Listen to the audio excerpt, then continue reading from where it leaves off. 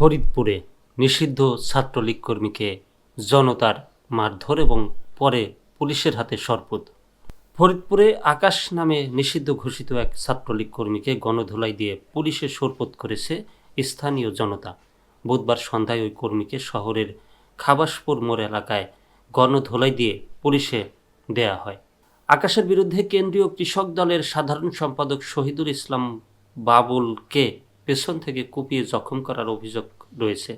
এছাড়া পতিত আওয়ামী লীগ সরকারের সময়ে নানা অপকর্মে জড়িত ছিলেন আকাশ। ফরিদপুর জেলা ছাত্র দলের সভাপতি সৈয়দ আদনান হোসেন অনু জানান, বিগত আওয়ামী লীগ সরকারের সময়ে নিষিদ্ধ ছাত্রলীগ কর্মী আকাশ একটি প্রোগ্রামে কৃষক দলের সাধারণ সম্পাদক মোহাম্মদ শহীদুল ইসলাম বাবুলকে পিছন থেকে কুপিয়ে জখম করে। এছাড়া নানা সময়ে আমাদের নেতাকর্মীদের উপর হামলা করেছেন তিনি। এ ধরনের একজন অপরাধীকে উৎসুক জনতা ধরে পুলিশে দেয়াকে স্বাগত জানাই। ফরিদপুরের কোতোয়ালি থানার উপপরিদর্শক এসআই মোহাম্মদ মোরশেদ জানান, এ ব্যাপারে পরবর্তী আইনগত ব্যবস্থা নিতে পুলিশ কাজ করছে।